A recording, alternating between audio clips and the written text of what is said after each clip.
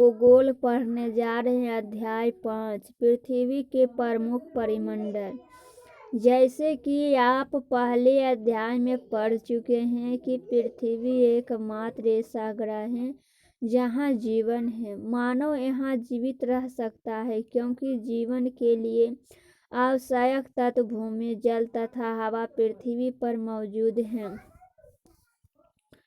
पृथ्वी की सतह ऐसी है जिसमें पर्यावरण के 3 महत्वपूर्ण घटक आपस में मिलते हैं तथा एक दूसरे को प्रभावित करते हैं। पृथ्वी का ठोस भाग जिस पर हम रहते हैं उसे भूमंडल कहा जाता है। गैस की परतें जो पृथ्वी के चारों ओर से घेरती है उसे वायुमंडल कहा जाता है, जहाँ ऑक्सीजन, नाइट्रोजन, कार्बन डाइऑक्साइड तथा दूसरी गैस पाई जाती है। पृथ्वी के बहुत बड़े भाग पर जल पाया जाता है जिसे जलमंडल कहा जाता है।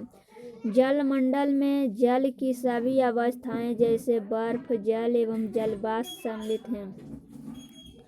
जीवमंडल एक सीमित क्षेत्र है जहाँ स्थल, जल एवं हवा एक साथ मिलते हैं, जहाँ सभी प्रकार के जीवन पाए जाते हैं।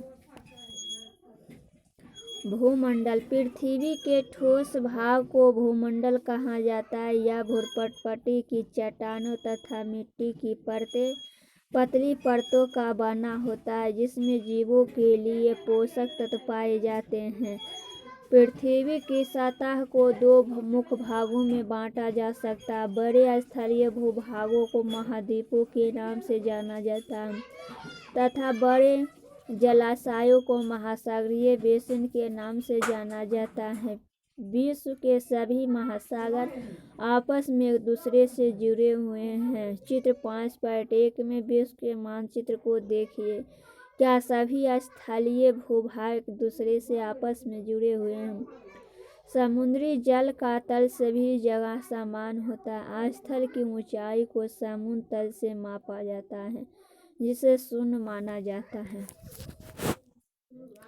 शब्दों की उत्पत्ति। ग्रीक भाषा में लिथास का अर्थ है पत्थर, एटमस का अर्थ है वाष्प, हुडर का अर्थ है जल, बायोस का अर्थ है जीवन। क्या आप इनसे और अधिक शब्द बना सकते हैं?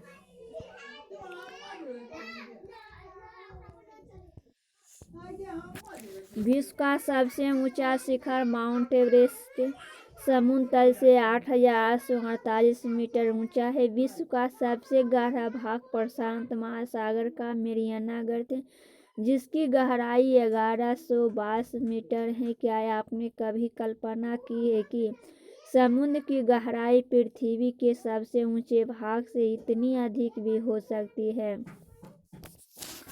महाद्वीप। पृथ्वी पर 7 प्रमुख महाद्वीप है। ये विस्तृत जलराशि के द्वारा एक दूसरे से अलग हैं। ये महाद्वीप हैं एशिया, यूरोप, अफ्रीका, उत्तर अमेरिका, दक्षिण अमेरिका, ऑस्ट्रेलिया तथा अंटार्कटिका। चित्र 5.1 में विश्व के मानचित्र को देखिए तथा ध्यान दीजिए कि स्थल का बहुत बड़ा भाग उत्तरी गोलार्ध में पाया जाता है। एशिया विश्व का सबसे बड़ा महाद्वीप है। यह पृथ्वी के कुल क्षेत्रफल के 1/3 भाग में फैला है।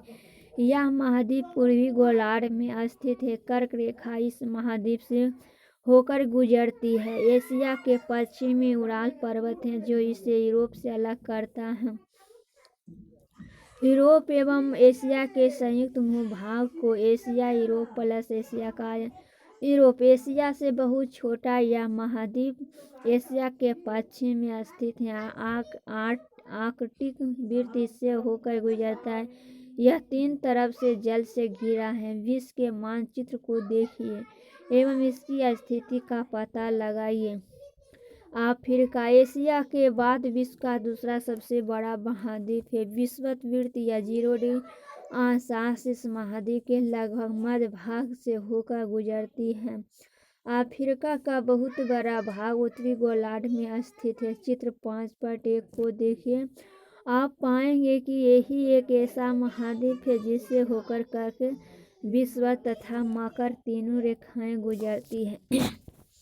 सहारा का रेगिस्तान विश्व का सबसे बड़ा भाग बड़ा गर्म रेगिस्तान है जो कि अफ्रीका में स्थित है। यह महाद्वीप चारों तरफ से समुद्र एवं महासागरों से घिरा है। चित्र 5.1 में विश्व के मानचित्र को देखिए। आप देखेंगे कि विश्व की सबसे लंबी नदी नील अफ्रीका से होकर गुजरती है। अफ्रीका का मानचित्र देखिए तथा बताइए कि कर्क रेखा, मकर रेखा तथा विषुववृत्त इसके किन किन भागों से होकर गुजरती है। उत्तर अमेरिका विश्व का तीसरा सबसे बड़ा महाद्वीप है। यह दक्षिण अमेरिका से एक सक्रिय स्थल से जुड़ा है जिसे पनामा स्थल संधि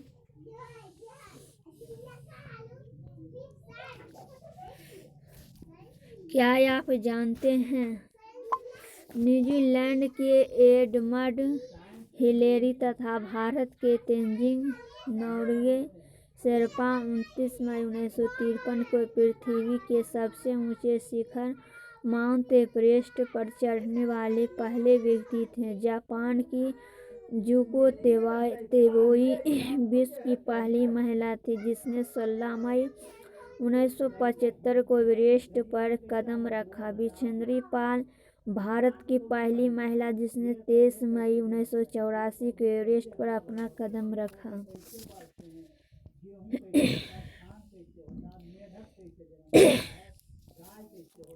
कहा जाता है यह महाद्वीप पूरी तरह से उत्तरी एवं पश्चिमी गोलार्ध में स्थित है। यह महाद्वीप 3 महासागरों से घिरा है। क्या आप इन महासागरों के नाम बता सकते हैं? दक्षिण अमेरिका का अधिकांश भाग दक्षिण गोलार्ध में स्थित है। इसके पूर्व एवं पश्चिम में कौन से 2 महासागर स्थित हैं? विश्व की सबसे लंबी पर्वत श्रृंखला एंडीज इसके उत्तर से दक्षिण की ओर फैली है। चित्र 5.1 दक्षिण अमेरिका में विश्व की सबसे बड़ी नदी अमेजन बहती है। ऑस्ट्रेलिया विश्व का सबसे छोटा महाद्वीप है जो कि पूरी तरह से दक्षिणी गोलार्ध में स्थित है। यह चारों तरफ से महासागरों तथा समुद्रों से घिरा है। इसे द्वीपीय महाद्वीप कहा जाता है। अंटार्कटिका एवं बहुत बड़ा महाद्वीप है जो कि दक्षिणी गोलार्ध में स्थित है। दक्षिण ध्रुव इस महाद्वीप के मध्य में स्थित है। चूंकि यह दक्षिण ध्रुव क्षेत्र में स्थित है इसलिए यह हमेशा मोटी बर्फ की परतों से ढका रहता है। यहाँ किसी भी प्रकार का स्थायी मानव निवास नहीं है। बहुत से देशों के शोध केंद्र यहाँ स्थित हैं। भारत के भी शोध संस्था यहाँ है। इनके नाम है मैत्री तथा दक्षिणी गंगोत्री। जलमंडल पृथ्वी को नीला ग्रह कहा जाता है। पृथ्वी का 71% भाग जल तथा 29% भाग स्थल है। जलमंडल में जल के सभी रूप उपस्थित हैं। इसमें महासागर, नदियाँ, झीलों, हिमनदियों, भूमिगत तथा जल तथा वायुमंडल की जलवाष्प सभी सम्मिलित हैं। पृथ्वी पर पाए जाने वाले जल का 97% से अधिक भाग महासागरों में पाया जाता है एवं वह इतना अधिक खारा होता है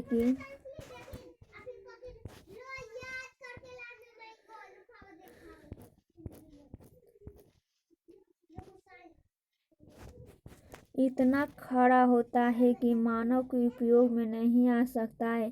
शेष जल का बहुत बड़ा भाग बर्फ की परतों एवं हिमनदियों तथा भूमिगत जल के रूप में पाया जाता है। जल का बहुत कम भाग अलवण जल के रूप में पाया जाता है जो मनुष्य के इस्तेमाल में आता है। यही कारण है कि नीले ग्रह में रहने के बावजूद हम पानी की कमी महसूस करते हैं। महासागर जलमंडल के मुख्य भाग हैं। ये आपस में एक दूसरे से जुड़े हुए हैं।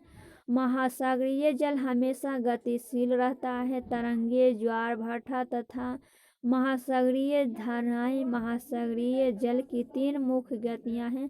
बड़े से छोटे आकार के आधार पर क्रमशः 5 महासागर प्रमुख हैं। 5 महासागर आर्कटिक महासागर, हिंद महासागर, दक्षिणी महासागर तथा आर्कटिक महासागर।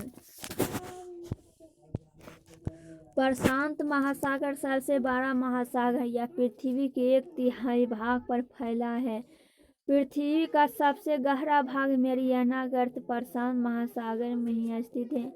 प्रशांत महासागर लगभग वृत्ताकार है। एशिया, ऑस्ट्रेलिया, उत्तर एवं दक्षिणी अमेरिका इसके चारों ओर स्थित है। चित्र 5.1 को देखिए तथा प्रशांत महासागर के चारों इन महाद्वीपों की स्थिति का पता लगाइए। आर्कटिक महासागर विश्व का दूसरा सबसे बड़ा महासागर, यह अंग्रेजी भाषा के एस अक्षर के आकार का है। इसके पश्चिमी किनारे पर उत्तर एवं दक्षिण अमेरिका में है तथा पूर्वी किनारे पर यूरोप एवं अफ्रीका। आर्कटिक महासागर की तटरेखा पर बहुत अधिक तंदुरित है। यह अनियमित एवं तंदुरित तटरेखा प्रकृति पूर्वाच्छाय एवं पतनों के लिए आदर्श स्थिति है। व्यापार की दृष्टि से यह सबसे व्यस्त महासागर है। हिंद महासागर की एक ऐसा महासागर है जिसका नाम किसी देश के नाम पर यानी भारत के नाम पर रखा गया है। यह महासागर लगभग त्रिभुजाकार है। इसके उत्तर में एशिया, पश्चिम में अफ्रीका तथा पूर्व में ऑस्ट्रेलिया स्थित है। दक्षिणी महासागर आर्कटिक महाद्वीप को चारों ओर से घिरा है। यह आर्कटिक महाद्वीप से उत्तर की ओर 60 डिग्री दक्षिणी अक्षांश तक फैला हुआ है। आर्कटिक महासागर उत्तर ध्रुव वृत्त में स्थित है तथा यह उत्तर ध्रुव के चारों ओर फैला है। यह प्रशांत महासागर से छिछले जलने वाले एक सक्रिय भाग से घिरा है जिसे बेरिंग जलसंधि के नाम से जाना जाता है। यह उत्तर अमेरिका के उत्तरी तटों तथा यूरेशिया से घिरा है। वायुमंडल। हमारी पृथ्वी चारों ओर से गैस की एक परत से घिरी हुई है जिसे वायुमंडल कहा जाता है। वायु की यह पतली परत इस ग्रह का महत्वपूर्ण एक अटूट भाग है। यह हमें ऐसी वायु प्रदान करती है जिससे हम लोग सांस लेते हैं।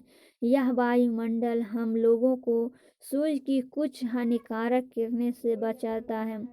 वायुमंडल 1600 किलोमीटर की ऊंचाई तक फैला है। वायुमंडल को उसके घटकों, तापमान तथा अन्य के आधार पर 5 परतों में बांटा जाता है। इन परतों को पृथ्वी की सतह से शुरू करते हुए क्षोभमंडल, समताप मंडल, मध्यमंडल, आयनमंडल तथा वायुमंडल कहा जाता है।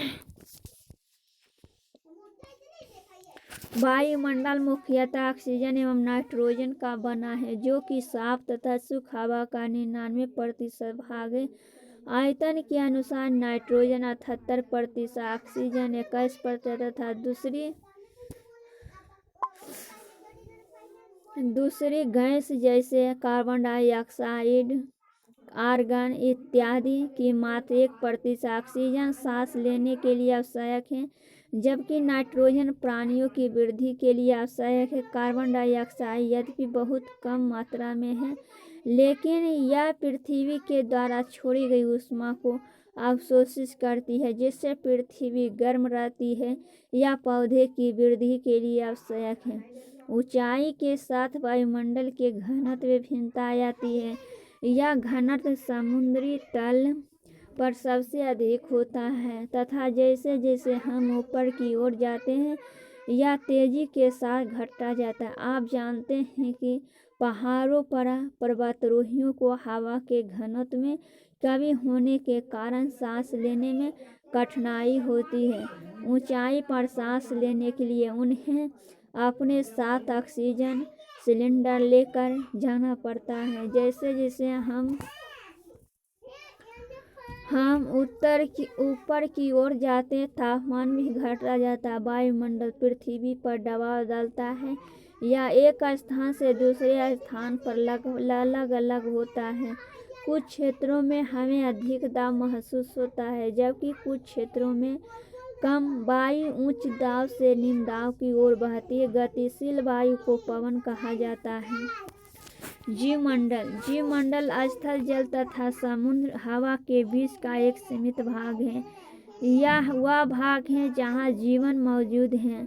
यहाँ जीवों की बहुत सी प्रजातियाँ हैं जो कि सूक्ष्म जीवों तथा बैक्टीरिया से लेकर बड़े स्तनधारियों के आकार में पाई जाती है। मनुष्य सहित सभी प्राणी जीवित रहने के लिए एक दूसरे से तथा जीवमंडल से जुड़े हुए हैं।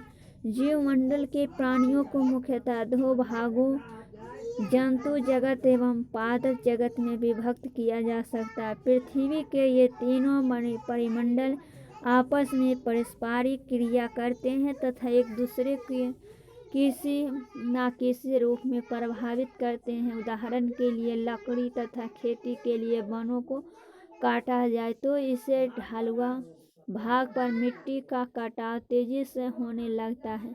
इसी प्रकार प्राकृतिक आपदाएं जैसे भूकंप से पृथ्वी की सतह में परिवर्तन हो जाता है। हाल ही में सुनामी के कारण अंडमान एवं निकोबार द्वीप समूह का कुछ भाग पानी में डूब गया। झीलों तथा नदियों में दूषित पदार्थों के प्रवाहित होने से उनका जल मानव के इस्तेमाल के लायक नहीं रह जाता है। यह जल दूसरे जीवों को भी नुकसान पहुंचाता है। उद्योग, तापीय विद्युत संयंत्र तथा गाड़ियों का उत्सर्जित पदार्थ वायु को प्रदूषित करता है। कार्बन डाइऑक्साइड वायु का एक महत्वपूर्ण घटक है, लेकिन कार्बन डाइऑक्साइड की मात्रा में वृद्धि के कारण पृथ्वी के तापमान में वृद्धि हो रही है। इसे भूमंडलीय तापन कहा जाता है। इसलिए भूमंडल, वायुमंडल तथा जलमंडल के बीच के प्राकृतिक संतुलन को बनाए रखने के लिए पृथ्वी के संसाधनों के सीमित उपयोग की आवश्यकता है।